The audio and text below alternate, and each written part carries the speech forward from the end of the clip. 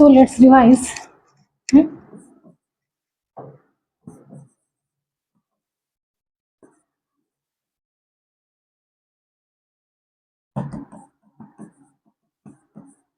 Cell cycle and cell division. So which are the three different types of cell division we have discussed already, that is A mitosis which is a primitive one, है ना, ये पहले prokaryotes में होती है और single cell usually दिखाते हैं। ए माइटोसिस जिससे स्पिंडल नहीं बनता और direct division of, there is a direct, इसको डायरेक्ट डिवीजन भी बोलते हैं because there is a direct division of genetic material as well as direct division of cytoplasm. That's why it is called as amitosis. It is the one of a type of cell division. दूसरा है आपका second is your mitosis which is also called as equational division. Yes, इसको equational भी बोलते हैं या फिर इसको इनडायरेक्ट डिवीजन भी बोलते हैं. इनडायरेक्ट डिवीजन ऐसा क्यों बोलते हैं इसको, why it is called so indirect division, क्योंकि यहाँ पे डायरेक्टली डिवाइड नहीं होता nucleus. Direct there is a role of spindle fibre का रोल है यहाँ पे. स्पिंडल बनेगा, स्पिंडल एपरेटस बनेगा, सेंट्रोमियर का डुप्लीकेशन होगा, वो सब चीजें होगी. There is a not direct division of nucleus as well as the cytoplasm. ठीक है, that's why it is called as a mitosis, sorry, that's why it is called as mitosis, also called as indirect division. ठीक है, okay. why it is called as equational division? equational division इसलिए बोलते हैं बच्चे क्योंकि यहाँ पे जो पेरेंट सेल में क्रोमोसोम का नंबर है, जैसे फॉर एग्जांपल पेरेंट सेल में क्रोमोसोम का नंबर है 24, तो ये जो न्यू डॉटर सेल बनेंगे इससे 2 डॉटर सेल, तो इसमें भी क्रोमोसोम का नंबर कांस्टेंट ही रहता है. ठीक है, equally the chromosomes or the genetic material is equally distributed in the 2 daughter cell or the 2 offsprings or the 2 progeny. That's why it is called as equational division. और third आपका रहता है meiosis. Meiosis, ठीक है, तो meiosis पढ़ेंगे अपन आगे. अभी थोड़ा सा रिवाइज कर लेते माइटोसिस. और माइटोसिस को अपन ने के फेजेस अगर बात की तो 2 फेजेस रहते हैं. एक रहती है इंटरफेज जो सबसे बड़ी है, लॉन्गेस्ट फेज, 100% में से 95% तो ये कहा जाता है 90 इंटरफेज, और बचा हुआ 5% किसको लगता है एक्चुअल डिवीजन, जो एक्चुअल सब सेल डिवाइड करता है उसको बोलते हैं एम फेज, है ना. इंटरफेज भी अपने फिर देखा था कि it is also again divided into G1, S and G2. ठीक है, G1 को ही अपन ने 3-4 नाम दिए थे, है ना. जैसे फॉर एग्जाम्पल ये सेल है, ये सेल साइकिल मैंने निकाली है. फॉर एग्जाम्पल ये क्या है बच्चे, ये G1 फेज है आपका, ये S फेज है, ये this is your G2 phase and this is your actual division. ठीक है, दिस इज एम फेज में भी 2 आता है, साइटोकाइनेसिस और ये कैरियोकाइनेसिस.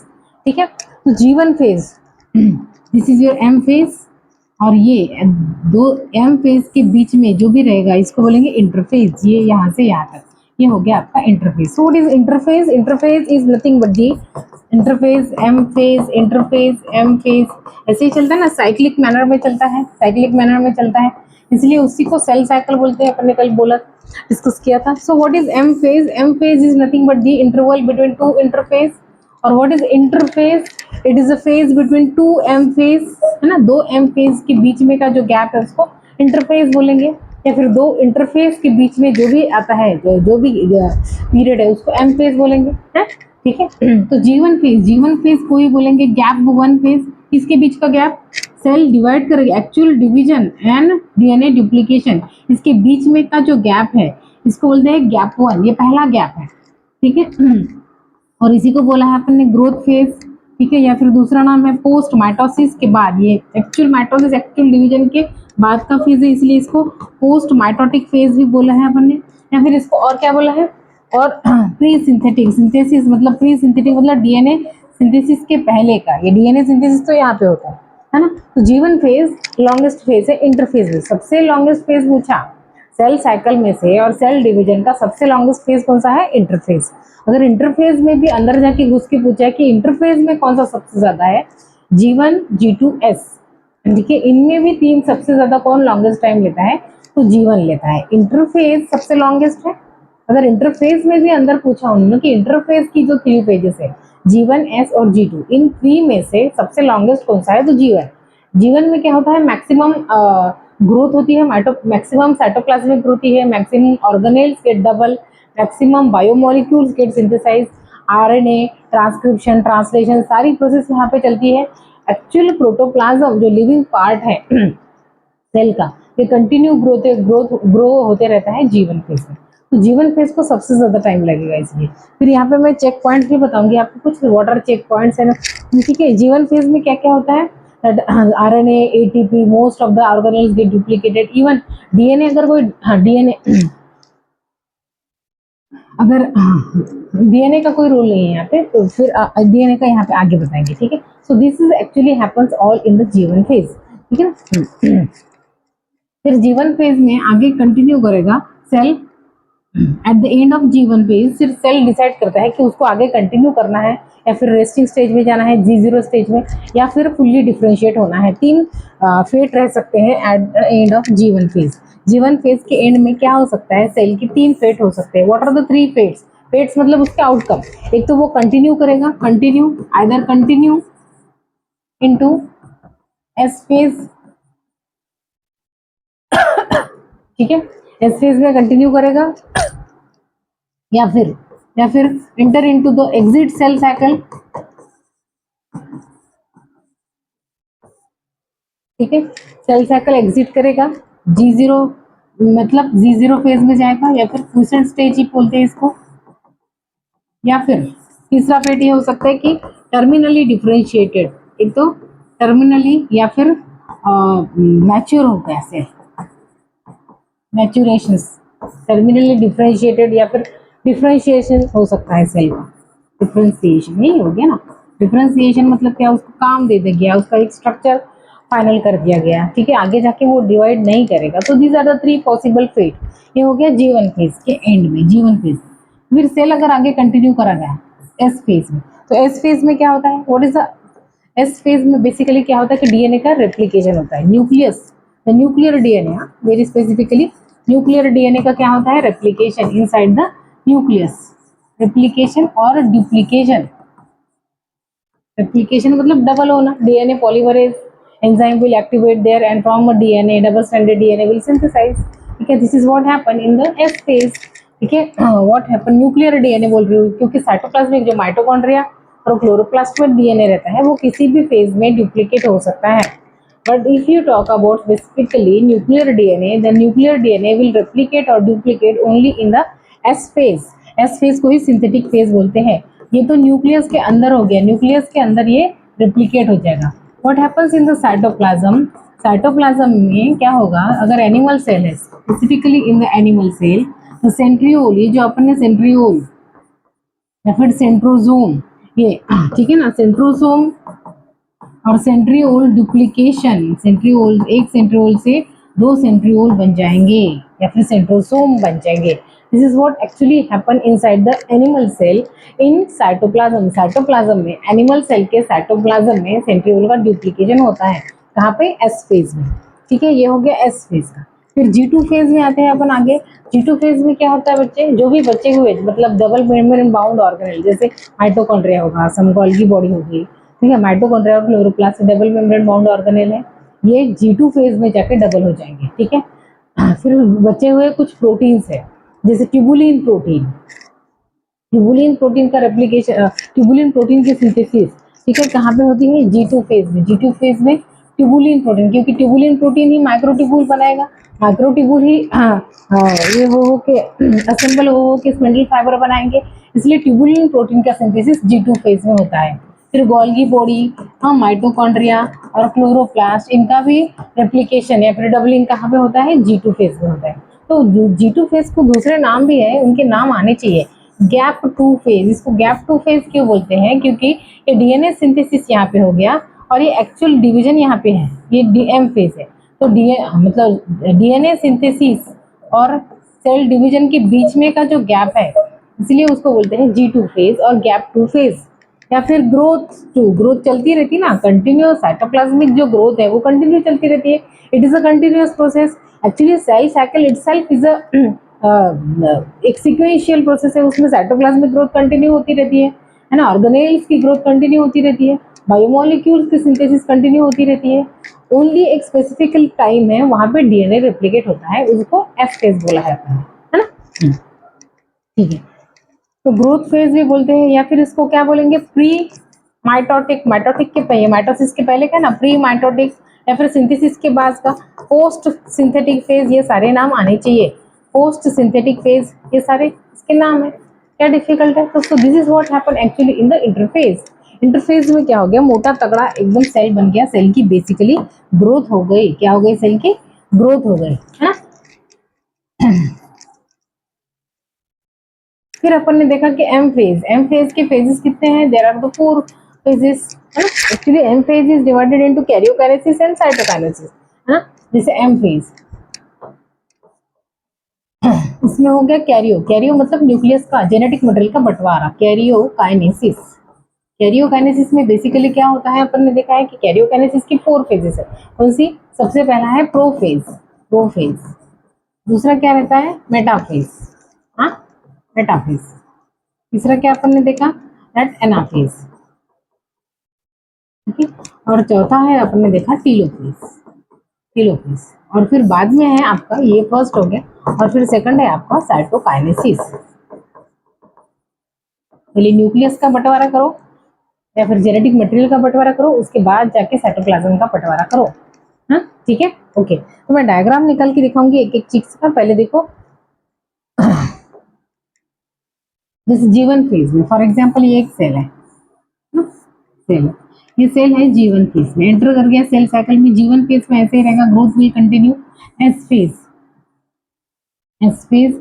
फेज में क्या हो जाएगा, फॉर एग्जाम्पल ये न्यूक्लियस है, तो ये पुराना जेनेटिक मटेरियल है, तो क्या हो जाएगा बच्चे, फिर से नया जेनेटिक मटेरियल, मतलब सेम ही है, सिर्फ रेप्लिकेटेड है, ठीक है। सेंट्रीजोम, ये सेंट्रीओल गेट डुप्लीकेटेड, ये सेंट्रीओल है, डुप्लीकेट हो गया, and other organelles will also increase. G2 phase में और बड़ा हो जाएगा साइज थोड़ा सा, ठीक है, सेम टू सेम अपना ये न्यूक्लियस वैसा रेप्लिकेटेड, ये डीएनए है आप, ठीक है, इसमें सेंट्रीओल डुप्लीकेटेड फॉर्म में है, ये हो रहा है सर, ठीक है। और ये पुराना वाला जेनेटिक मटेरियल है, this is what actually happen. सारा ऑर्गेनेल डबल हो गया, बायोमोलिक्यूल्स डबल हो गए, डीएनए कंटेंट डबल हो गया। अभी क्या करना है, now the cell will enter into the M phase. M phase में भी प्रोफेज में, अर्ली प्रोफेज में कैसा हो जाएगा, फॉर एग्जांपल ये एक सेल है, ठीक है ना, same to same cell, early prophase में क्या हो जाएगा, देखो ये जो उलझा हुआ क्रोमेटिन, इसको क्या बोलते हैं अपन, ये इसको बोलेंगे क्रोमैटिन, ये है आपका क्रोमैटिन मतलब क्या है, क्रोमैटिन एक धागा का फॉर्म है जिसमें आपको मिलेगा डीएनए, मिलेगा आपको आरएनए मिलेगा, है ना। डीएनए अकेला नहीं रहता, वो किसके साथ जुड़ा हुआ रहता है, प्रोटीन के साथ, सम हिस्टोन प्रोटीन रहेंगे उसके साथ, सम नॉन हिस्टोन प्रोटीन रहेंगे, सम आरएनए भी मिलेंगे आपको, ठीक है ना। इसलिए हिस्टोन प्रोटीन के duplicated along with the DNA, S phase में ही हिस्टोन प्रोटीन का डुप्लीकेशन होता है, जहाँ पे DNA also get double in the S phase, क्योंकि डीएनए अकेला नहीं रहता, उसको हिस्टोन प्रोटीन के साथ रखना पड़ता है, इसलिए। तो ये क्रोमैटिन है, क्रोमैटिन नाउ आप एंटर कर गया ये प्रोफेज में, प्रोफेज, अर्ली प्रोफेज में क्या हो जाएगा, अर्ली प्रोफेज है ये डबल, यहाँ पे आपको ईआर दिखेगा अच्छे से, ठीक है, जीबी भी दिखेगा, कोई दिक्कत नहीं, न्यूक्लियोलस भी दिखेगा, ठीक है।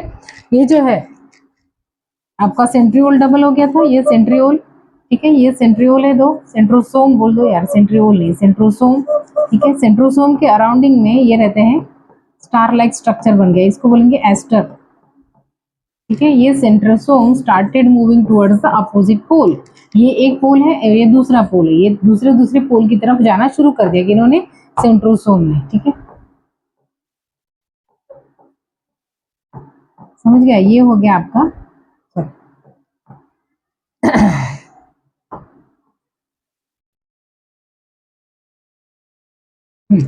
ये दो सेंट्रोसोम हो गए, ये ईआर दिखेगा, जीबी दिखेगा, न्यूक्लियोलस दिखेगा, और फिर क्रोमोसोम, ये क्रोमैटिन का जो धागा था, क्रोमैटिन का धागा स्टार्टेड फॉर्मिंग क्रोमोसोम्स, क्रोमोसोम बनना शुरू हो गया, ये हो गया अर्ली प्रोफेज में दिखेगा आपको। लेट प्रोफेज में आपको ऐसा दिखेगा, फॉर एग्जाम्पल ये सेल है, तो ये जो सेंट्रियोल अपन ने निकाले थे, ये सेंट्रोसोम, ये अपने प्रॉपर अपनी जगह पे पहुंच जाएंगे, they will move towards the proper opposite pole, ठीक है। और फिर इसके सराउंडिंग में ये रहते हैं स्टार लाइक स्ट्रक्चर, इसको ऐसे स्टार लाइक स्ट्रक्चर है, ये स्टार जैसा स्ट्रक्चर बनाते हैं, इसी को बोलते हैं एस्टर, ठीक है। और फिर यहाँ से ऐसे धागे जैसे स्ट्रक्चर निकलेंगे, ये धागे जैसे, ठीक है, ठीक है, ये टूटे हुए धागे जैसे स्ट्रक्चर, ठीक है। न्यूक्लियर मेम्ब्रेन जो है आपकी, ये न्यूक्लियर मेम्ब्रेन ऐसे ब्रेक होते हुए दिखेगी, डिसअपियरिंग, ब्रेक दिख रही है न्यूक्लियर मेम्ब्रेन। ईआर भी, ईआर नहीं दिखेगा, जीबी भी टूटा हुआ दिखेगा, प्रॉपर आपको क्रोमोसोम दिखेंगे। दिख रहे हैं, ये क्रोमोसोम्स दिख गए नाउ।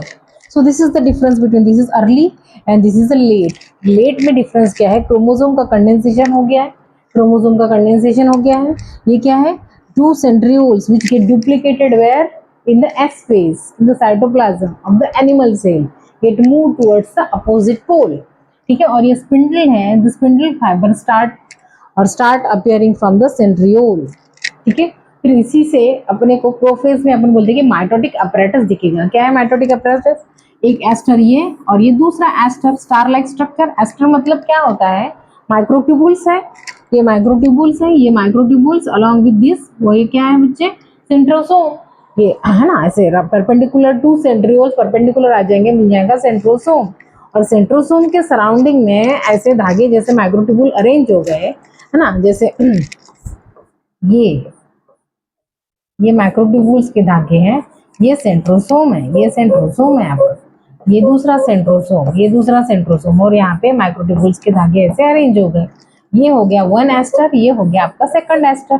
ठीक है, this is your one aster, this is your one aster, this is second aster. Along with these threads, these threads of or these spindle fibers, one ester, two ester with spindle fiber is called as your mitotic or a spindle apparatus। इसी को बोला है आपने। तो this is all picture of early prophase and let prophase. Prophase में क्या हो गया, जो सेंट्रियोल डुप्लीकेट था वो अपनी अपनी पोल पे जाएगा, पोल मतलब कॉर्नर पे जाएगा, पोल समझते हैं, south pole west, south pole north pole, वो पोल पे गया। ठीक है। फिर क्रोमोसोमल कंडेंसेशन मतलब क्रोमैटिन से प्रॉपर एक स्ट्रक्चर बनेगा जिसको अपन क्रोमोसोम बोलेंगे, और द स्पिंडल फाइबर निकलना स्टार्ट हो जाएगा, कहाँ से, सेंट्रियोल से। फिर आगे अपन देखते हैं कौन सा, मेटाफेज। मेटाफेज में, अर्ली मेटाफेज में क्या हो गया, फॉर एग्जाम्पल ये जैसे आपका अर्ली मेटाफेज में जैसे ये आपका है राइट एंगल, तो क्या है बच्चे आपका, फिर से मैं बोल रही हूँ, the one and same thing again and again. ये प्रॉपर स्पिंडल यहाँ से निकल गए, प्रॉपर स्पिंडल यहाँ से निकल गए ऐसे। ठीक है। ये स्पिंडल है। ठीक है। तो स्पिंडल निकलने के बाद यहाँ पे क्रोमोसोम्स जो है ये ऐसे अरेंज हो जाते हैं।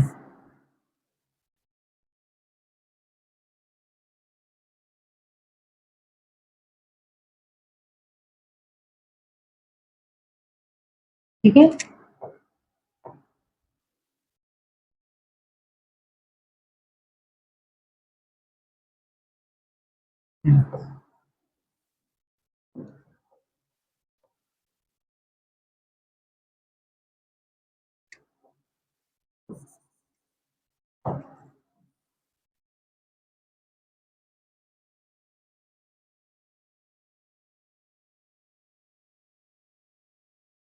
This is what early metaphase.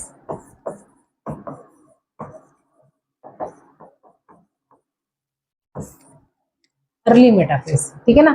ये क्रोमोसोम्स मतलब स्पिंडल फाइबर, ये प्रॉपर स्पिंडल फाइबर भी arise from the centrosome. Centrosome से स्पिंडल फाइबर निकल गए, और सेंट्रोसोम से जो निकले हुए स्पिंडल फाइबर है ये किसको अटैच हो जाएंगे, जाके किसको अटैच हो जाएंगे, ये जो मैं नीले कलर से निकाल रही हूँ इसको बोलेंगे काइनेटोकोर। काइनेटोकोर्स को अटैच हो जाएंगे। यहाँ पे अपने को एक स्ट्रक्चर दिखेगा काइनेटोकोर। ठीक है।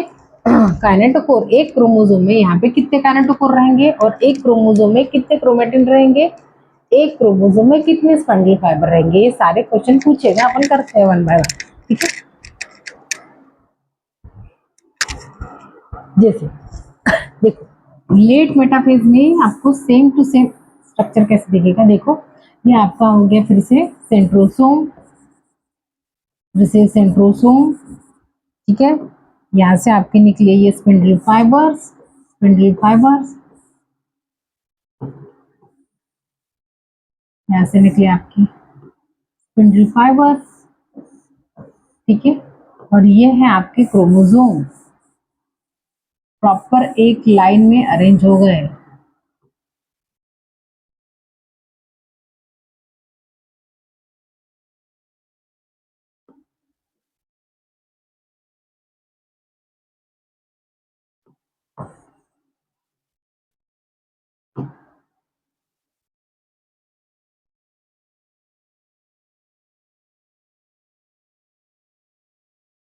ठीक है, और फिर ये स्पिंडल जाके यहाँ पे अटैच हो गए, दिस वन, दिख रहा है। स्पिंडल कहाँ पे अटैच हो गए, ये ब्लू कलर का काइनेटोकोर्स को। काइनेटोकोर एक डिस्क शेप स्ट्रक्चर है, प्रोटीन का बना हुआ रहता है एक क्रोमोसोम के दो साइड में, मतलब ठीक है। और ये क्या है, आपके सेंट्रोसोम।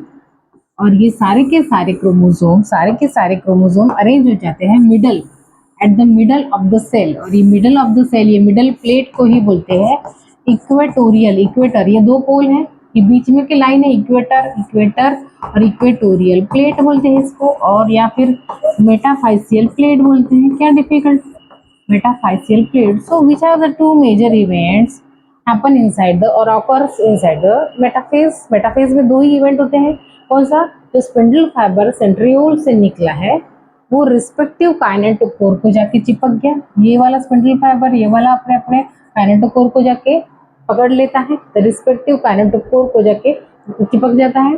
और which is the second event, all chromosomes are arrange. For example human being में 46 क्रोमोसोम है, तो सारे के सारे 43, 1 2 3 4 46 नंबर तक, 1 2 3 4 ऐसे 46 के 46 सेल के बीच में ऐसे अरेंज हो जाएंगे। अगर कोई सेल है जिसमें डिप्लॉइड सेल है जिसमें 2n इज इक्वल टू 4 है, तो 1 2 3 4 4 ऐसे चार क्रोमोसोम्स, हाँ 1 2 3 एंड 4 ऐसे चार क्रोमोसोम्स बीच में अरेंज हो जाएंगे। ठीक है,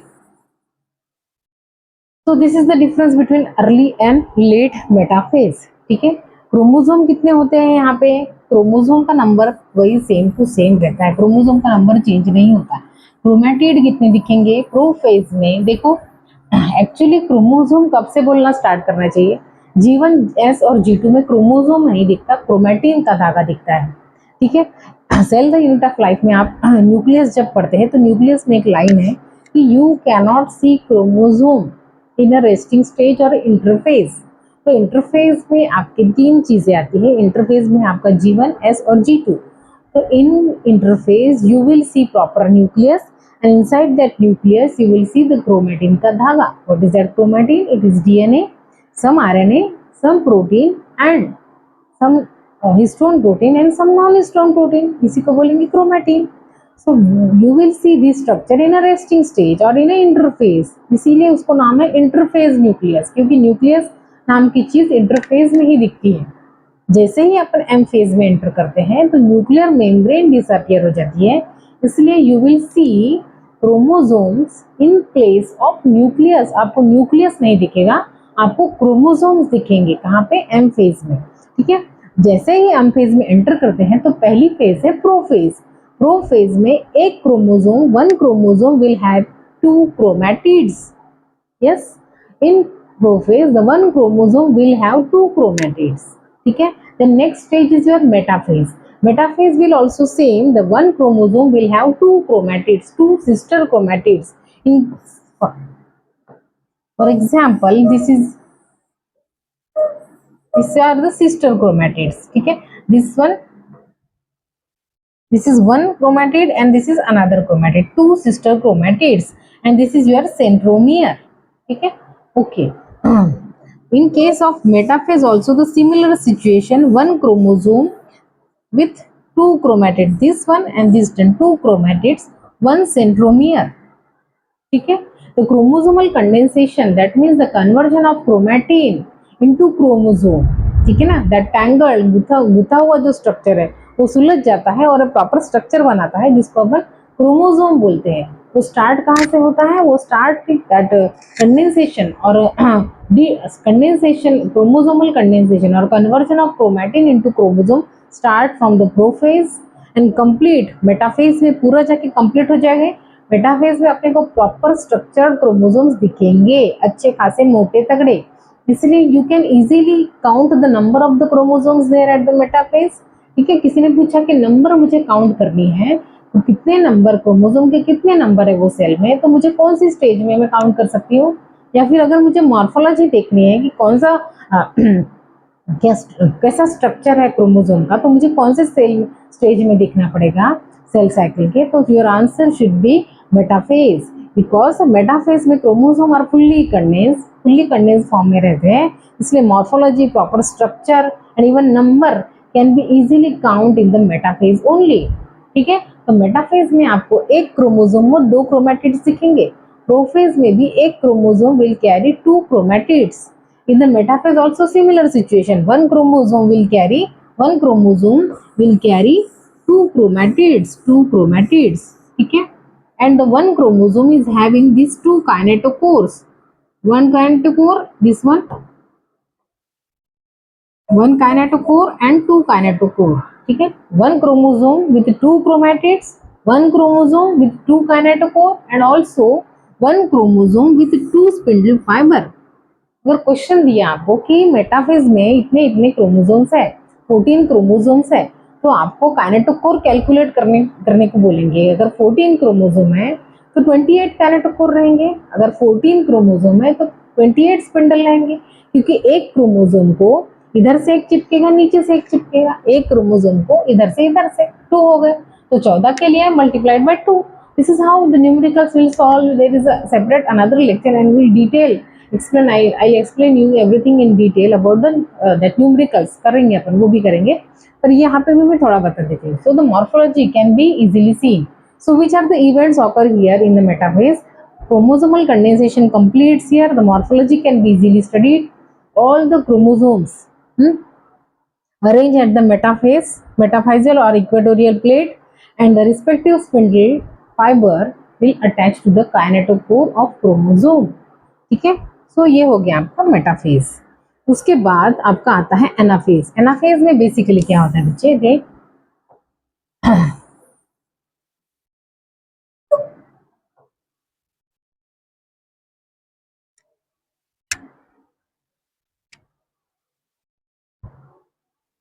देखो एनाफेज में क्या होता है। एक बार एक और बताना चाहूंगी कि यहाँ पे आपको क्रोमोसोम डायरेक्टली साइटोप्लाज्म में दिखेंगे, क्योंकि न्यूक्लियर मेम्ब्रेन तो प्रोफेज में क्यों अंदर हो गई थी, गायब है ना, हाँ इसलिए।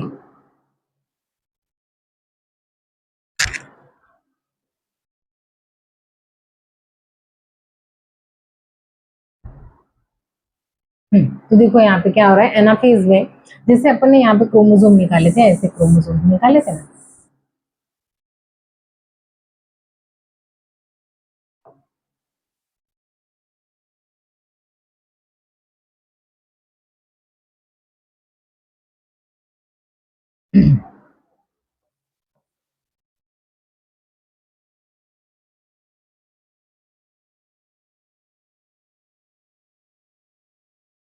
यह है सेंट्रोमियर। ठीक है, यह है आपका स्पिंडल फाइबर।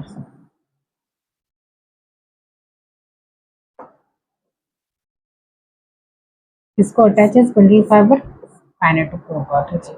न्यूक्लियस नाम का कोई चीज नहीं है, न्यूक्लियर मेम्ब्रेन गायब है, the chromosomes are directly free inside the cytoplasm. ठीक है, बेसिकली डिफरेंस क्या है, अपन ने मेटाफेज में क्या किया था, मेटाफेज में क्या किया था कि ऐसे क्रोमोसोम निकाले थे, ये क्रोमोसोम्स। तो एनाफेज में क्या होता है, ये जो एक सेंट्रोमियर है ये क्या होता है, स्प्लिट हो जाता है। स्प्लिट क्यों होता है, क्योंकि एनाफेज प्रोमोटिंग कॉम्प्लेक्स नाम का एक एंजाइम है, वो एंजाइम एक्टिवेट हो जाता है और ये इसको स्प्लिट कर देता है। स्प्लिट हो गया तो ये एक क्रोमैटिड सेपरेट हो गया और फिर दूसरा क्रोमैटिड सेपरेट हो गया। ठीक है, तो two daughter chromatids now called as, इसके पास खुद का सेंट्रोमियर है और इसके पास भी खुद का सेंट्रोमियर है, इसके पास भी खुद का सेंट्रोमियर और इसके पास भी खुद का सेंट्रोमियर है। The two daughter chromatids are now called as two daughter chromosomes। अभी इसका नाम चेंज किया गया, अभी इसको क्रोमोसोम्स बोलेंगे because they have their own centromere, that's why they called as, now they renamed as what, chromosomes. ठीक है, अगर यहाँ पे मैं देखूं, what are the events occur, ये तो सबसे पहले होता है, यहाँ पे फिर से ऐसे धागे भी निकलेंगे। ये तो अर्ली एनाफेज, अर्ली एनाफेज है। फिर इसके बाद जो है लेट एनाफेज, लेट एनाफेज में क्या हो जाएगा, the same centriole, centrosome will be there, है ना, centrosome will be there, these are the again centrosome right angle perpendicular to each other, these are the microtubules। और जो ये माइक्रो, ये अपने निकाले थे क्या, स्पिंडल फाइबर, इनकी शॉर्टनिंग हो जाती है, और शॉर्टनिंग होने के बाद ये क्या करते हैं, अपने जो रिस्पेक्टिव क्रोमोसोम्स को अटैच है, अभी इसको क्रोमोसोम ही बोलेंगे ना, now you call this as a chromosome, respective chromosome को खींचते हैं। खींचेंगे कैसे, सेंट्रोमियर को पकड़ेंगे और खींचेंगे, like this, you will see this, like this,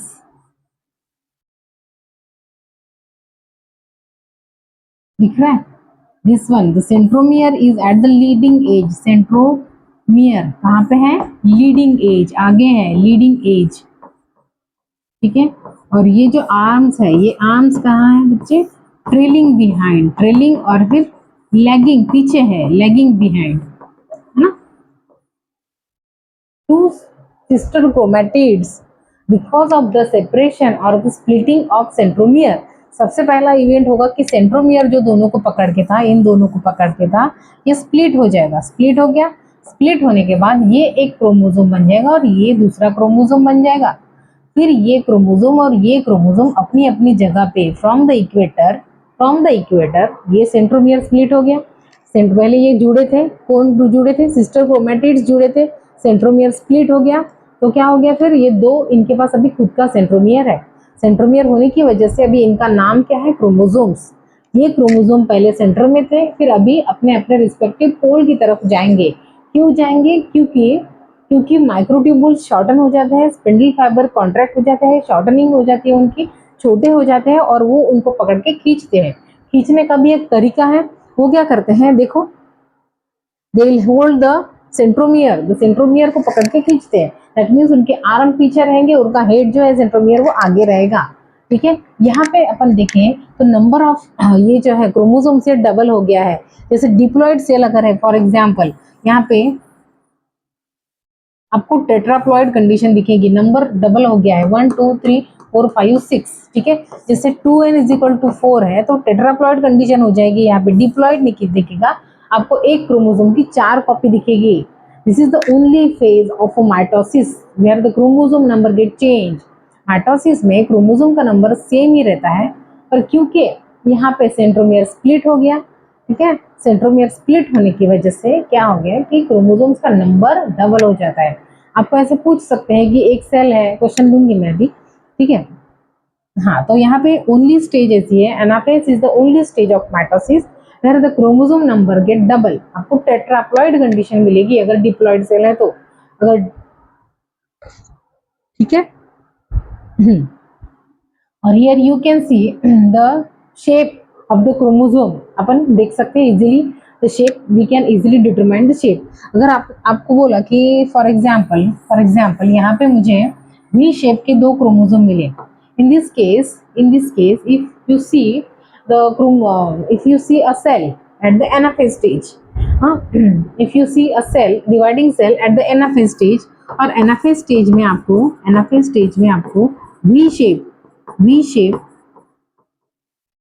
के दो क्रोमोसोम्स मिले, वी शेप के दो क्रोमोसोम्स मिले, वी शेप मतलब then you can easily tell that, आप इजीली बता सकते हैं अगर वी शेप के दो क्रोमोसोम मिले हैं तो वो सेल में मेटासेंट्रिक क्रोमोसोम कितने हैं, दो है। मेटासेंट्रिक मतलब फॉर एग्जांपल ये क्रोमोसोम है, ये कैसा है, सेंटर में इसका सेंट्रोमियर, जिसको बोलेंगे मेटासेंट्रिक क्रोमोसोम आप इजीली कैलकुलेट कर सकते हैं, ठीक है। अगर आपको एल शेप के दो क्रोमोसोम मिलते हैं, एल शेप के, है ना, ये वी शेप के बोलेंगे, इसको ऐसे खींचेगा तो ये वी दिखेगा ना, वी, ये सेंट्रोमियर है, ये वी। अगर एल शेप के दो क्रोमोसोम दिखे तो आप इजीली बता सकते हैं कि इसमें सब मेटासेंट्रिक दो हैं। सब मेटासेंट्रिक क्यों बोलेंगे, फॉर एग्जाम्पल ये है तो ये ऐसे पकड़ के खींचेगा तो ये एल बन गया बच्चे, इसलिए सब you can easily calculate the number of which type of chromosome is present by observing the anaphase। anaphase पे अपन शेप डिटरमाइन कर सकते हैं इजीली। ठीक है। फिर आगे आता है आपका टीलोफेज। तो टीलोफेज में क्या करते हैं, लास्ट वाला आपका टीलोफेज। टीलोफेज को ही बोलते हैं, ये रिवर्स है, it is a reverse, reverse of prophase का पूरा उल्टा घुमा दो इसको, ठीक है। एक्चुअली अभी तक सीन क्या चल रहा था, देखो ये एक सेल है, ठीक है, ये सेल था, यहाँ पे ऐसी सिचुएशन चल रही थी, इसको खींच रहे थे ऐसे ऐसे पकड़ के, है ना, ऐसे पकड़ के खींच रहे थे। तो ये क्रोमोसोम्स, अभी इसको क्रोमोसोम ही बोलेंगे, the chromosome move to the opposite pole, ये अपनी पोल पे चला गया, है ना, ये क्रोमोसोम। फिर यहाँ पे भी सेम सिचुएशन थी, ऐसे पकड़ के खींच रहे थे, ये कौन, स्पिंडल फाइबर पकड़ के खींच रहे थे, है ना। और ये हो गया आपका, ये चल रही है एनाफेज में। टीलोफेज में क्या होता है, telophase is exactly opposite. Telophase में ऐसे, ठीक है, जैसे न्यूक्लियर मेम्ब्रेन रीअपियर हो गई, न्यूक्लियर मेम्ब्रेन बन गई प्रॉपर,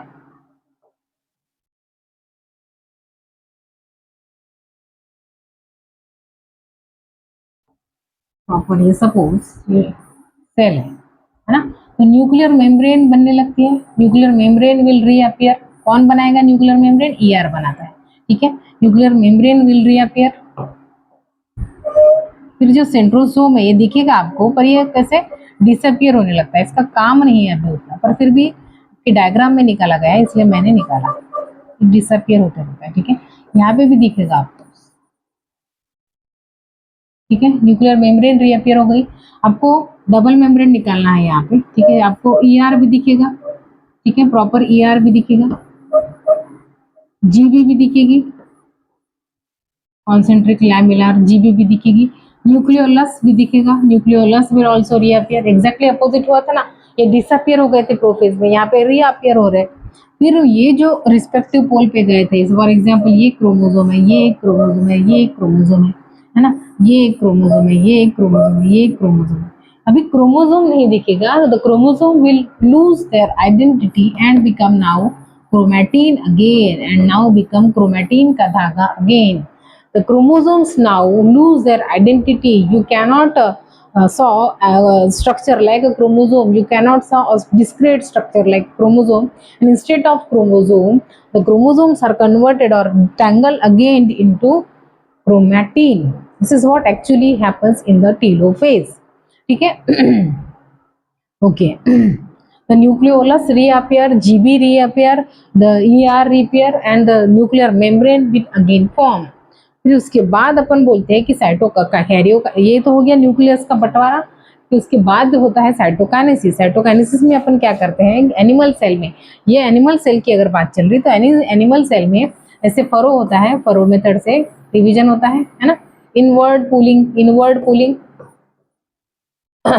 ठीक है ना। पहले तो यहाँ पे एक रिंग बनती है और ये रिंग छोटी होती जाती है और फिर एक सेल से दो सेल बनते हैं, है ना, ये अपन ने पढ़ा है। इसको बोलते हैं साइटोकाइनेसिस। कौन सा method, cleavage method, furrow method, centripetal method, towards the centre, all this happens in the animal cell. Plant cell में क्योंकि सेल वॉल रहेगा बाहर, सेल वॉल रहेगा और सेल वॉल बहुत रिजिड है, तो ये मेथड पॉसिबल नहीं है।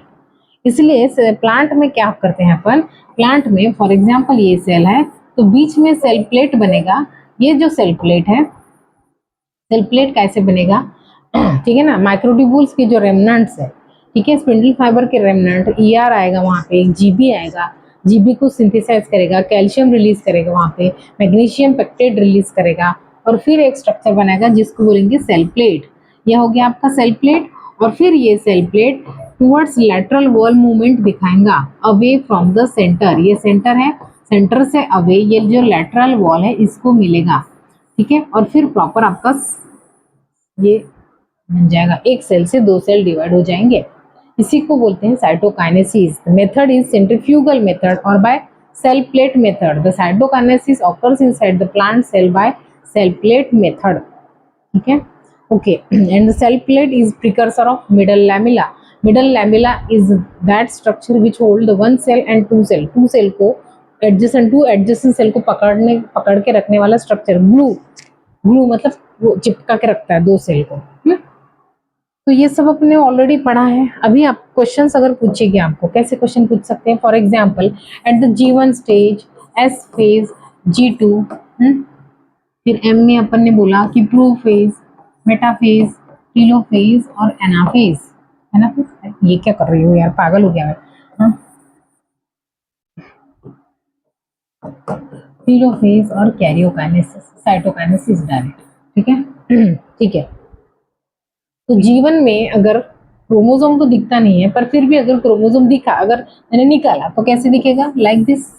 ठीक है, यहाँ पे 2n इज इक्वल टू 4 और डीएनए कंटेंट की अगर मैंने बात की तो 2c। अगर ये क्रोमोसोम डिप्लॉयड सेल की बात चल रही है, फॉर एग्जांपल मैंने ये डिप्लॉयड सेल लिया है, कोई भी डिप्लॉयड सेल, तो ये डिप्लॉयड सेल में हर एक क्रोमोसोम नंबर की 2 कॉपी है, क्रोमोसोम नंबर 2 की 2 कॉपी है, मतलब टोटल 4 सेल है, 4 क्रोमोसोम है इसमें। ठीक है, इसलिए 2n इज इक्वल टू 4। ठीक है, और डीएनए कंटेंट 2c रहेगा, ये रहेगा G1 फेज में। फिर G2S फेज में अपन जाते हैं। S फेज में क्या होता है, as we move from G1 to S phase the chromosome number will remain same constant. Chromosome number के साथ कुछ भी छेड़छाड़ नहीं होती, chromosome number remain same, but the DNA content will be 4c, क्योंकि डीएनए डबल हो गया, DNA content will be 4c। 4c DNA double हो जाता है ना S फेज में। ठीक है, फिर ऐसे मिलेगा आपको स्ट्रक्चर। ठीक है, ये डबल हो गया डीएनए। G2 फेज में भी सेम टू सेम पिक्चर रहेगा, कुछ भी नहीं, 2n इज इक्वल टू 4 और 4c ही मिलेगा।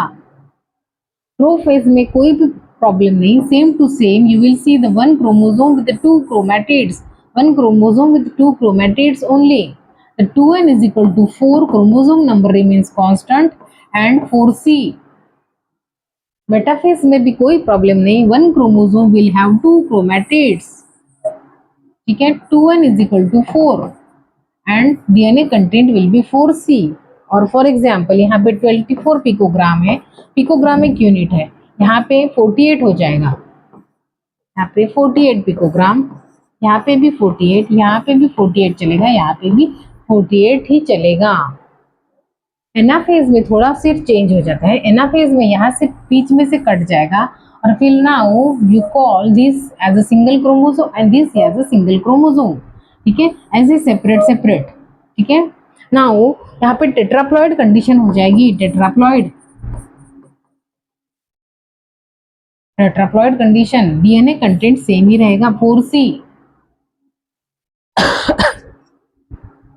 ठीक है, यहाँ पे भी सेम ही चलेगा, पर यहाँ पे क्रोमोसोम नहीं मिलेगा, सेम ही चलेगा यहाँ पे। ठीक है, टेट्राप्लॉइड ही मिलेगा। टेट्राप्लॉइड अगर मैं निकालूं तो 4n इज इक्वल टू 8 होता है। ठीक है, और डीएनए कंटेंट 4c ही चलेगा, 48 48।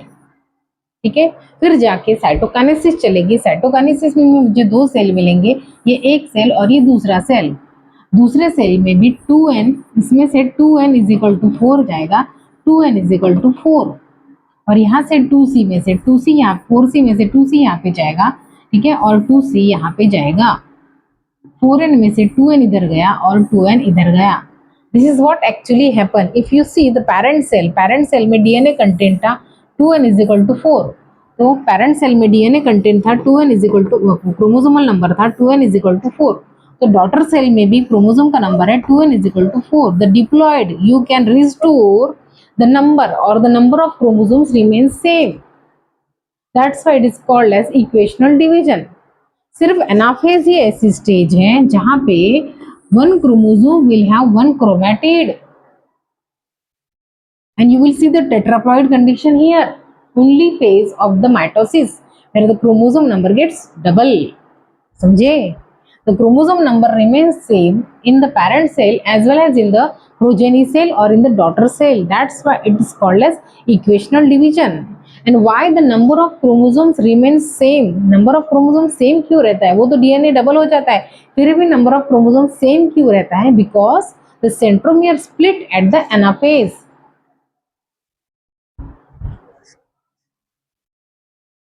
तो यहाँ से क्वेश्चन बनते हैं बढ़िया बढ़िया। ठीक है, अगर किसी ने पूछा कि प्रोफेज में आपके पास एक सेल है, प्रोफेज में उसके पास डीएनए कंटेंट है 100c। ठीक है, 100c डीएनए कंटेंट है और क्रोमोसोम नंबर है 50। प्रोफेज में क्रोमोसोम का नंबर है 50 और डीएनए कंटेंट है, डीएनए कितना है 100c। तो कैलकुलेट द एनाफेज में आपको कैलकुलेट करना है, calculate the chromosome number as well as DNA content in the anaphase. तो आपका आंसर आना चाहिए कि DNA content in the anaphase will be same to same 100C। सिर्फ क्रोमोसोम का नंबर हो जाता है डबल, दैट इज 100 क्रोमोसोम्स। समझे? This is how you have to calculate. Anaphase में क्रोमोसोम का नंबर डबल होता है। ओके उसके बाद सिग्निफिकेंस ऑफ माइटोसिस पढ़ना है अपने को। What are the significance of mitosis? थोड़ा एनसीईआरटी देख लेते हैं। एनसीईआरटी में बोला है, पहले चेक पॉइंट्स पढ़ लेते। चेक पॉइंट्स क्या है? Different check points are there. For example ये सेल साइकिल है आपका, है ना। तो ये आपका हो गया जी फेज, ये एस फेज, ये आपका G1 फेज सबसे लॉन्गेस्ट इंटरफेज में से, ठीक है। और फिर ये हो गया आपका G2 फेज और ये M फेज। M फेज इतना नहीं, थोड़ा और छोटा करना चाहिए। G2 फेज और ये हो गया M फेज में कैरियोकाइनेसिस और साइटोकाइनेसिस। ये हो गया आपका M फेज, ठीक है। कैरियोकाइनेसिस और साइटोकाइनेसिस नहीं निकालना अपन ने। प्रोफेज, मेटाफेज, एनाफेज, टेलोफेज और cytokinesis. So what are check points? Check points मतलब चेक करना। कोई भी सेल अगर सेल साइकिल में एंटर कर रहा है, यहाँ से सेल है, ये सेल साइकिल में एंटर कर रहा है, ठीक है। तो सेल ने आगे जाना कि नहीं जाना, ये चेक करते हैं। Certain proteins are there, certain enzymes are there, वो क्या करते हैं, टोल नाके की तरह काम करते हैं और चेक करते हैं कि सेल ने आगे प्रोग्रेस होना चाहिए या नहीं। अगर सेल में कुछ डैमेज है या फिर न्यूट्रिएंट्स अवेलेबल नहीं है या फिर ग्रोथ फैक्टर्स अवेलेबल नहीं है या फिर कोई भी प्रॉब्लम है अदर फैक्टर्स, तो सेल ने आगे सेल डिवीजन में जाना चाहिए या नहीं। तो ये कहाँ कहाँ चेक होता है? सी, सबसे पहला चेक पॉइंट यहाँ पे होता है हियर, इसको बोलते हैं G1S check point, G1X check point, ठीक है। अगर ये सेल है, ये पेरेंट सेल है, फॉर एग्जांपल ये बच्चे एक पेरेंट सेल है, ये पेरेंट सेल में कोई म्यूटेशन हो गया डीएनए में और ये डीएनए किसका, डैमेज डीएनए है। इसका डीएनए कैसा है, डैमेज डीएनए, ठीक है। तो जीवन फेज में क्या होता है कि ये सारी चीजें चेक की जाती है। जीवन फेज में क्या क्या रेगुलेट होता है? ग्रोथ फैक्टर्स, ग्रोथ फैक्टर्स है क्या अवेलेबल? अगर ग्रोथ फैक्टर्स रहेंगे, क्योंकि आगे सेल ग्रोथ कर रहा है, तो ग्रोथ फैक्टर्स मेटाबोलाइट्स की या फिर बायोमोलिक्यूल्स की जरूरत रहेगी। ये सारा रेगुलेशन करता है ग्रोथ फैक्टर्स, ठीक है। फिर न्यूट्रिएंट्स अवेलेबल चाहिए क्योंकि कंटिन्यूअस ग्रोथ हो रही है। अगर न्यूट्रिएंट्स अवेलेबल नहीं है, अगर ग्रोथ फैक्टर्स अवेलेबल नहीं है, तो सेल इधर ही रुक जाएगा, आगे नहीं जाएगा, सेल साइकिल में एंटर नहीं करेगा। अगर डीएनए डैमेज है, यहाँ पे अगर ये पेरेंट सेल में डीएनए डैमेज है, तो वो डीएनए का रिपेयर किया जाता है, तभी जाके वो आगे प्रोसीड करता है, तभी जाके वो एस फेज में एंटर करेगा। The DNA repair, DNA repair यहाँ पे किया जाता है, कहाँ पे, G1 फेज में, ठीक है। तो ये सारे चेक पॉइंट ये चेक करते हैं, न्यूट्रिएंट्स है क्या भाई, ग्रोथ फैक्टर्स है क्या, डीएनए डैमेज का पूरा डीएनए डैमेज है क्या, वो डीएनए रेप्लिकेशन करने के लिए जो भी requirement nucleotide, nucleoside, enzymes proper बने हैं क्या, तभी जाके सेल एंटर करेगा आगे। At the end of G1 phase the cell will decide whether to enter continue into the cell cycle और नॉट। यहाँ से उसको चांस है, अभी भी वो पीछे जा सकता है, पर एक बार वो सेल साइकिल में, एक बार वो एस फेज में घुस गया, एक बार उसने डीएनए रेप्लिकेट कर लिया, ठीक है। यहाँ पे चेक पॉइंट्स रहते हैं, उसको बोलते हैं G1S check point. At the end of G1 phase the cell still, उसके पास अभी भी चांस है, cell still have a chance to back, मतलब वो फिर भी पीछे जा सकता है, फिर डिसकंटिन्यू कर सकता है cell cycle. At the end of G1 phase the cell decide whether to continue enter into the cell cycle और नॉट। पर एक बार उसने एस फेज में एंटर कर लिया, एक बार उसने डुप्लीकेट कर लिया डीएनए, फिर वो अपने आप की भी नहीं सुनता, ये फिर the cell has to divide, cell को डिवाइड करना ही पड़ेगा। तो ये जो डैमेज डीएनए है उसका रिपेयर G1 फेज में किया जाता है, ठीक है। फिर एस फेज में डीएनए रेप्लिकेशन होता है, यहाँ पे कोई चेक पॉइंट नहीं है, फिर सेल कंटिन्यू होता है डुप्लीकेटेड डीएनए के साथ, सेंट्रियोल डुप्लीकेशन होता है एनिमल सेल में। फिर यहाँ पे और एक चेक पॉइंट रहता है G2M चेक पॉइंट, यहाँ पे फिर से चेक किया जाता है न्यूट्रिएंट्स अवेलेबल है क्या, ग्रोथ फैक्टर्स अवेलेबल है क्या, अगर डीएनए डैमेज है क्या, ठीक है। ये सारे चेक किए जाते हैं G2M check point. And the most important that tubulin protein बने हैं क्या, अगर ट्यूबुलिन प्रोटीन नहीं बने तो माइक्रोट्यूबुल्स ही नहीं बनेंगे, अगर माइक्रोट्यूबुल्स नहीं बने तो स्पिंडल फाइबर नहीं बनेंगे, स्पिंडल फाइबर नहीं बनेंगे तो बंटवारा नहीं होगा, क्रोमोसोम्स को अटैच नहीं होंगे स्पिंडल फाइबर, फिर क्रोमोसोम का सेपरेशन कैसे होगा। तो ये सारी चीजें ट्यूबुलिन प्रोटीन का बनना यहाँ पे चेक किया जाता है। G2M चेक पॉइंट, वो टोल नाका है, वहां पे चेक करेगा, अगर नहीं बने तो नहीं कंटिन्यू करेगा, आगे नहीं जाएगा। ठीक है, फिर यहाँ पे और एक रहता है बच्चे, एम और एनाफेज और एम मेटाफेज और एनाफेज, ये एक चेक पॉइंट है, मेटाफेज एनाफेज चेक पॉइंट। यहाँ पे क्या होता है, मेटाफेज एनाफेज चेक पॉइंट में सेल चेक करता है, फॉर एग्जाम्पल मेटाफेज में क्या होता है कि सारे के सारे क्रोमोसोम, आपके ये जो सारे क्रोमोसोम है,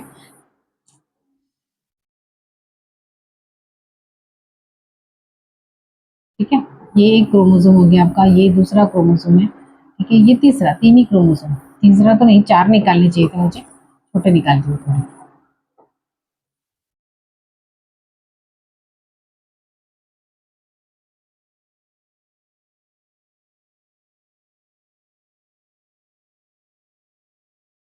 ठीक है, तो ये सारे क्रोमोसोम मेटाफेज में है। एनाफेज में आगे क्या करना है, एनाफेज में ये क्रोमोसोमल स्पिंडल्स है ना, यहाँ से निकले हैं सेंट्रोमियर से, ये आके चिपक गए। ठीक है, तो एनाफेज में यहाँ पे एक चेक पॉइंट है, metaphase anaphase check point, metaphase anaphase check point. यहाँ पे क्या होता है कि चेक किया जाता है कि वो जो एनाफेज प्रमोटिंग कॉम्प्लेक्स नाम का एंजाइम है जो सेंट्रोमियर को स्प्लिट करेगा, वो बना है कि नहीं, अगर नहीं बना तो प्रॉब्लम होगा, एब्नॉर्मेलिटी होगी, कौन सी होगी वो बताती हो। फिर और एक चेक किया जाता है कि स्पिंडल फाइबर, स्पिंडल, ये जो स्पिंडल फाइबर है उनका अलाइनमेंट प्रॉपर हुआ है कि नहीं, स्पिंडल फाइबर अगर असेंबली नहीं हुई है, एक स्पिंडल फाइबर दूसरे स्पिंडल फाइबर को अटैच नहीं हुआ है, उनकी असेंबली नहीं हुई है, तो फिर भी एनामोली आ जाएंगी। कौन सी एनामोली आएगी बताती हूँ, फॉर एग्जाम्पल अगर स्पिंडल फाइबर की असेंबली नहीं हुई, जैसे ये स्पिंडल फाइबर, जैसे ये स्पिंडल फाइबर नहीं बना यहाँ से, ठीक है, तो क्या होगा आगे जाके देखो, यही सेल में एनाफेज, ये तो टूट गया आगे, है ना, यहाँ पे क्या होगा देखो, ये तो टूट गया, ये सेपरेट हो गया, ये सेपरेट हो गया, पर यहाँ पे स्पिंडल फाइबर ही नहीं है, तो फिर यहाँ से ऐसे दो सेल जब बन जाएंगे, मतलब इसको मैं अगर निकाल रही हूँ, ठीक है ना, इसको मैं आगे निकाल रही हूँ, ये सेल है, ठीक है, यहाँ पे ये पूरे के पूरे क्रोमोसोम सेपरेट हो गए, इसको स्पिंडल है, इसको भी स्पिंडल है, ये इसको खींचेगा, ये इसका स्पिंडल है, इसको खींचेगा, ये इसका स्पिंडल है, ये इसको खींचेगा, ठीक है, पर इसको एक जो है इसको स्पिंडल ही नहीं है और इसको स्पिंडल है, ठीक है, तो क्या हो गया, फिर इसके जब दो सेल बनेंगे, इसके जब दो सेल बनेंगे बच्चे, तो क्या हो गया, यहाँ पे सिर्फ दो ही क्रोमोसोम आएंगे, ये वाला और ये वाला, यहाँ पे कितना, इस सेल में कितने क्रोमोसोम जाएंगे, चार, कौन से चार जाएंगे, ये देखो, ये 1 2 3 4 क्रोमोसोम चले जाएंगे, यहाँ पे सिर्फ दो क्रोमोसोम आएंगे, और यहाँ पे aneuploidy deficiency of one chromosome, and यहाँ पे एक्स्ट्रा का क्रोमोसोम आ जाएगा, एक्स्ट्रा क्रोमोसोम, और पॉलीप्लॉइडी बोल सकते हैं अपन, पॉलीप्लॉइडी, जैसे एक कोल्चिसिन नाम की कोल्चिसिन है, कोल्चिसिन को क्या बोलते हैं, माइटोटिक पॉइजन बोलते हैं। क्यों माइटोटिक पॉइजन बोलते हैं उसको, क्योंकि वो क्या करता है कि स्पिंडल फाइबर असेंबल नहीं होने देता, अगर स्पिंडल फाइबर असेंबल नहीं होंगे तो क्रोमोसोम मतलब सेंट्रोमियर तो स्प्लिट हो जाएगा, ये जो जुड़े थे वो स्प्लिट तो हो जाएंगे, पर ये सारे के सारे डॉटर क्रोमोसोम एक ही सेल में चले जाएंगे, दूसरे सेल में कुछ भी नहीं आएगा, मतलब इस सेल में क्रोमोसोम का नंबर बढ़ गया, इसलिए उसको बोलेंगे पॉलीप्लॉइडी। ये फिर से मैं बता देती हूँ एक बार अच्छे से, जैसे ये सेल है, ये सेल में ऐसा हो गया, तो कि ये क्या हो जाएगा, सपोज सी हियर, ये सेंट्रोमियर टूट गया, सेपरेट हो गया सेंट्रोमियर, ये दो सेल है फॉर एग्जांपल, है ना, दो ही क्रोमोसोम निकाल रहे हो, तो ये और ये इसके सब दिक्कत नहीं है, ये अपने सेल में यहाँ पे प्रॉपर डिवीजन हो जाएगा, ये अपने सेल में चले जाएगा, ये दूसरे सेल में चला जाएगा, पर इसके साथ प्रॉब्लम ये है कि ये दोनों के दोनों क्रोमोसोम एक ही सेल में जाएंगे, अगर इससे दो सेल आगे बनेंगे तो इसमें तीन क्रोमोसोम आएंगे, 1 2 और ये 3, ठीक है, और इसमें सिर्फ एक ही क्रोमोसोम आएगा, समझे, एक ही क्रोमोसोम आएगा, ये और ये 3 क्रोमोसोम यहाँ पे गए और यहाँ पे सिर्फ एक क्रोमोसोम आएगा, this is due to this assembly or not proper assemblage of spindle fibre, ये सब चेक किया जाता है वहां पे, इसको एंडोमाइटोसिस भी बोलते हैं, ठीक है। एंडोमाइटोसिस मतलब that not proper assemblage, spindle fibre assemble नहीं हुआ और स्पिंडल फाइबर नहीं बना, यहाँ पे स्पिंडल फाइबर नहीं बना, इसीलिए क्या हो गया कि पॉलीप्लॉइड ही हो गई। किसी सेल में मोर नंबर ऑफ क्रोमोसोम और किसी सेल में लेस नंबर ऑफ, इसमें लेस आ गए और इसमें मोर नंबर ऑफ क्रोमोसोम्स, है ना। इसी को बोलते हैं एंडो रीडुप्लीकेशन और पॉलीप्लॉइडी। और ये कौन इंड्यूस करता है, आर्टिफिशियल इंड्यूस करता है कॉल्चिसिन, है ना। Mitotic spindle fibre, mitotic poison इसलिए बोलते हैं उसको क्योंकि माइटोटिक स्पिंडल फाइबर का बनना नहीं देता, असेंबलेज नहीं होने देता। असेंबलेज मतलब जुड़ने नहीं देता, स्पिंडल फाइबर जुड़ेंगे नहीं क्रोमोसोम पे, ठीक है। ओके, आगे अपने और एक बनाया कि इस ये जो चेक पॉइंट है ये और क्या चेक करता है। फॉर एग्जांपल ये सेल है, ये सेल है बच्चे, ठीक है। ये सेल में क्या है, प्रॉपर सब स्पिंडल फाइबर बन गया, कोई दिक्कत नहीं है। जैसे ये क्रोमेटिन था,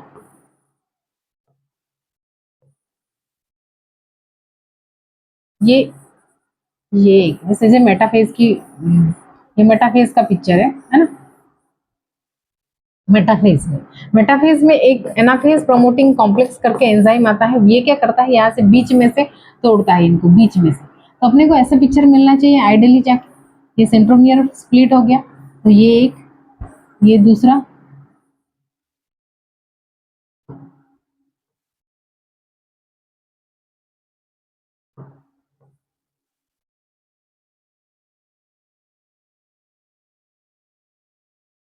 पर एनाफेज प्रमोटिंग कॉम्प्लेक्स ने उसको तोड़ा ही नहीं, तीसरे वाले को, तो अपने को क्या मिलेगा ऐसे। तो ये भी चेक करता है कि एनाफेज प्रमोटिंग कॉम्प्लेक्स बना ही नहीं। तो इसमें प्रॉब्लम क्या हो जाएगी, इससे जब दो सेल बनेंगे तो ये इसमें जाएंगे और ये जो है वो दूसरे सेल में जाएगा। जैसे फॉर एग्जांपल एक सेल में अपने को ये एक क्रोमोसोम मिलेगा, ये दूसरा क्रोमोसोम, और ये ऐसा one chromosome with more than two chromatids, और मोन chromosome with more than two chromatids, इसको पॉलीटीनी बोलते हैं, पॉलीटूनी। और एंडो रीडुप्लीकेशन मतलब क्या होता है, one chromosome having more chromatids, ठीक है ना। एक क्रोमोसोम में आइडियली जब सेल डिवाइड करता है साइटोकाइनेसिस में या फिर टीलोफेज में, एक क्रोमोसोम में एक ही क्रोमैटिन होना चाहिए, क्रोमैटिड होना चाहिए, एक क्रोमोसोम में एक ही क्रोमैटिड होना चाहिए। पर यहाँ पे because of the failure of that anaphase promoting complex to split the centromere, anaphase promoting complex ने सेंट्रोमियर को स्प्लिट नहीं किया, इसलिए एक क्रोमोसोम में more than one sister chromatids है। इसको पॉलीटीनी बोलते हैं बच्चा, एब्नॉर्मलिटी है। ये सारा चेक होता है कहाँ पे, मेटाफेज, एनाफेज, वो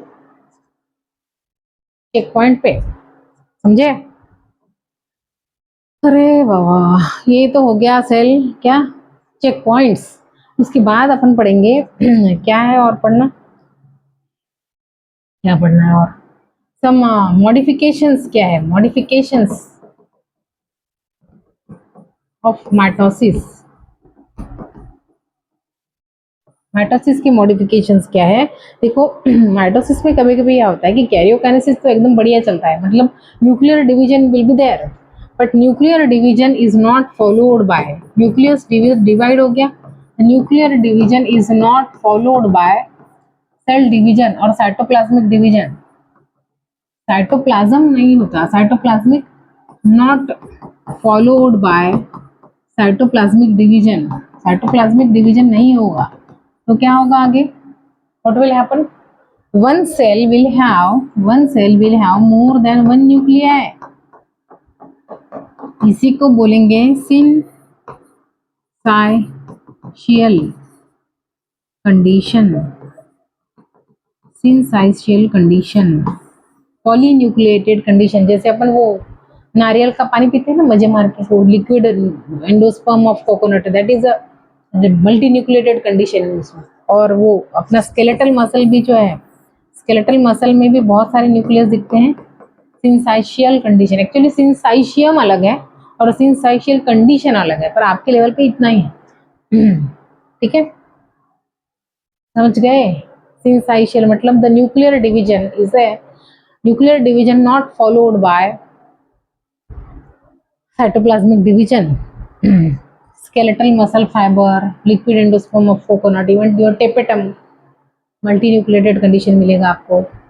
और क्या है वो स्लाइम मोल्ड के प्लाज्मोडियम में भी मिलता है मल्टी न्यूक्लिएटेड, बट एनीवेज।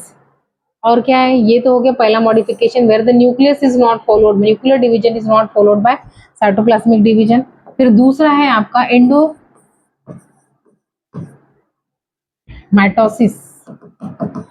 एंडोमाइटोसिस, और तीसरा है एंडो रीडुप्लीकेशन। एंडोमाइटोसिस मतलब पॉलीप्लॉइडी, अभी बताया मैंने पॉलीप्लॉइडी। जैसे कोल्चिसिन अगर अपन ने डाला किसी सेल में तो माइटोटिक स्पिंडल नहीं बनने देगा। अगर माइटोटिक स्पिंडल नहीं बना तो सेंट्रोमियर तो स्प्लिट हो जाएगा, सिस्टर क्रोमैटिड्स तो सेपरेट हो जाएंगे, पर वो एक ही सेल में चले जाएंगे क्योंकि इसके पास तो स्पिंडल फाइबर ही नहीं है। तो ये दो से मतलब एक सेल में मोर नंबर ऑफ क्रोमोसोम्स और दूसरे सेल में less number of chromosomes. This cell will have polyploidy and this cell will have less number of chromosomes। ठीक है, इसको बोलते हैं एंडोमाइटोसिस। एंड एंडो रीडुप्लीकेशन मतलब क्या, दैट एनाफेज प्रोमोटिंग कॉम्प्लेक्स जो एंजाइम है is not capable to break that sister chromatids, इसलिए सिस्टर क्रोमैटिड्स चिपक के ही है और उस क्रोमोसोम में more number of chromatids are there, more number of sister chromatids. इसी को बोलते हैं पॉलीटीनी। पॉलीटीनी कब होगा, जब anaphase promoting complex is not able to break not able to break centromere, centromere ही ब्रेक नहीं होगा तब जाके पॉलीटीनी होगी। पॉलीटीनी मतलब एक क्रोमोसोम में मोर देन दिस पिक्चर, और ऐसा भी हो सकता है, this is called as polygyny। So these are some of the modification of what, mitosis। The last topic we left, that is modifications of, sorry, significance of mitosis। Actually we have already discussed significance of mitosis। mitosis क्या है बच्चे, mitosis में the diploid cell will restore the number, diploid से diploid बन सकता है और haploid से haploid बनेगा, ठीक है ना, इसीलिए इसको इक्वेशनल डिवीजन बोलते हैं, इक्वेशनल डिवीजन, ठीक है ना। ये यूजुअली सोमैटिक सेल में होता है क्योंकि जो रिप्रोडक्टिव सेल है वो मियोसिस शो करते हैं, है ना। माइटोसिस और क्या करता है कि मल्टी सेलुलर में ग्रोथ प्लस डेवलपमेंट में हेल्प करता है, डेवलपमेंट, है ना। जैसे सिंगल सेल जाइगोट से पूरा एक ह्यूमन बीइंग बन गया, ये ग्रोथ ही हो गई, डेवलपमेंट हो गया, ठीक है। फिर तीसरे यूनिसेल्युलर में क्या करता है, यूनिसेल्युलर में रिप्रोडक्शन, ग्रोथ प्लस रिप्रोडक्शन करता है। जैसे यूनिसेल्युलर, है ना, एक यूनिसेल्युलर ऑर्गेनिज्म है, यहाँ पे दो बन गए यूनिसेल्युलर ऑर्गेनिज्म, ये एक है, तो कल ही समझाया मैंने अच्छे से, एक से दो सेल बन गए, तो दिस इज व्हाट, रिप्रोडक्शन में रोल है इसका। फिर चौथा है रिपेयर में रोल है उसका, रिपेयर, है ना, जैसे गट की एपिथेलियम कंटिन्यू डैमेज होती रहती है, नई बनती रहती है, रिपेयर होती रहती है, स्किन के सेल्स रिपेयर होते रहते हैं, इसमें कौन रोल प्ले करता है, माइटोसिस, सेल डिवीजन, ठीक है। और द फिफ्थ वन,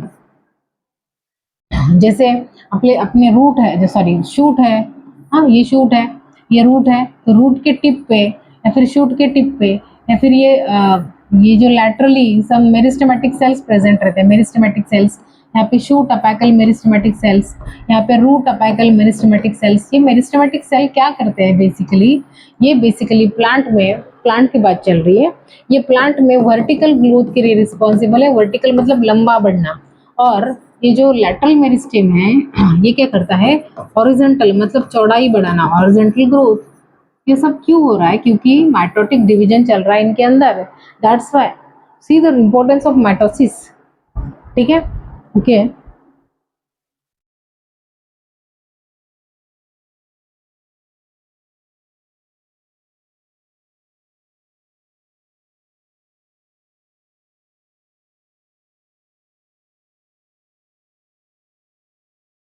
ये इंटरफेस न्यूक्लियस है, हाँ ये इंटरफेस है, यहाँ पे देखो, you will see the nucleus, यहाँ पे, यहाँ पे भी अपने को न्यूक्लियर मेम्ब्रेन अच्छे से दिख रही है, डायग्राम देख लो, ठीक है। ये इंटरफेस न्यूक्लियस, अरे क्या हो गया,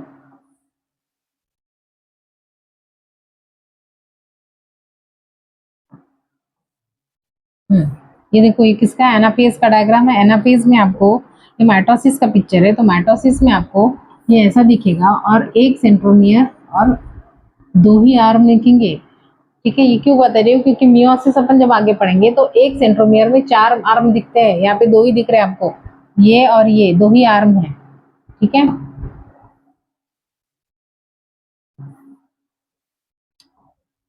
और चलना भाई।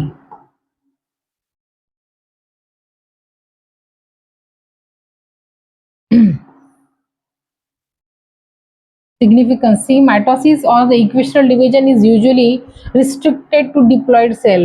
Usually बोला है, पर ऐसा नहीं कि सारे डिप्लॉइड में ही होता है, हैप्लॉइड में भी होता है। प्लांट में तो मेजरली हैप्लॉइड में होता है, पर एनिमल में एक एक्सेप्शन है, एनिमल के हैप्लॉइड सेल में माइटोसिस नहीं होगा, जैसे गमिट है। पर one exception is there, that male honey bee, जो ड्रोन बोलते हैं अपन, तो ड्रोन क्या करता है, माइटोसिस से माइटोसिस शो करता है, और ड्रोन कैसा है, हैप्लॉइड है, कल ही बताया था अच्छे से। It is very essential to understand the significance of in the life of organism. Some examples, देखो, mitosis usually results in the production of diploid daughter cell with identical genetic complement. Genetic complement identical रहता है, क्योंकि यहाँ पे crossing over का अगर कोई लोचा नहीं है, वो मियोसिस में होगा। ठीक है ना, that means the parent cell और द डॉटर सेल और द ऑफस्प्रिंग और the progeny will have genetic composition exactly similar to the parent cell. The growth of multicellular organism is due to mitosis. Growth अभी बताया, multicellular में role है। Cell growth results in the distribution of ratio, हाँ वो क्या करता है, nucleocytoplasmic ratio restore करता है, जो कि जब सेल ग्रो होती है तो वो डिस्टर्ब हो जाता है, न्यूक्लियोसाइटोप्लाज्मिक रेशियो। न्यूक्लियस छोटा रहेगा, छोटा nucleus is not able to control the activity of that large cytoplasm. That's why the nuclear content get duplicate and the nucleus ultimately or eventually divide. This is how the cell restore the nucleocytoplasmic ratio, which is disturbed by the cell growth. Therefore, become essential for the cell to divide to restore the nucleocytoplasmic ratio or the karyoplasmic index भी बोलते हैं इसको। A very significant contribution of mitosis में cell repair में role है उसका, बताया अभी। Cell of the upper layer of epidermis, cells of the lining of the gut and even blood cells are being constantly replaced. Blood cell में specifically WBC आएंगे, RBC. अगर mature mammalian RBC की बात करें तो उनके पास ऑर्गेनेल नहीं रहते, उनके प्रिकर्सर सेल डिवाइड होते जाते हैं और नए आरबीसीज बनाते हैं। जैसे इरिथ्रोब्लास्ट है, वो नए आरबीसीज बनाएंगे। आरबीसीज का मैच्योर आरबीसी से कोई नया आरबीसी नहीं बनेगा, क्योंकि उनके पास कोई ऑर्गेनेल नहीं है, सेंट्रियोल वगैरह नहीं है। उनके प्रिकर्सर जो है इरिथ्रोब्लास्ट डिवाइड करेगा और फिर नए आरबीसी बनाएगा। एक आरबीसी 120 दिन जीता है, फिर उसके बाद वो खत्म हो जाता है। नया आरबीसी वो बोन मैरो बनेगा। ठीक है, mitotic division in the meristematic tissue of apical and datal results in the continuous growth and in a life. हो गया माइटोसिस। अभी है मियोसिस, मियोसिस करेंगे। एक बार वो डायग्राम फिर से देख लो, पिक्चर वहाँ इधर गया।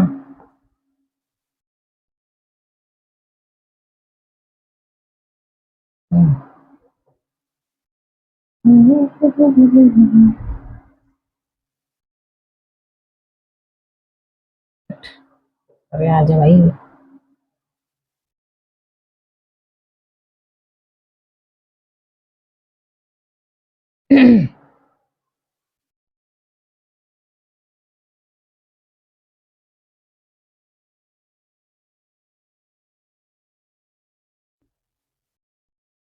क्यों नहीं हो रहा है?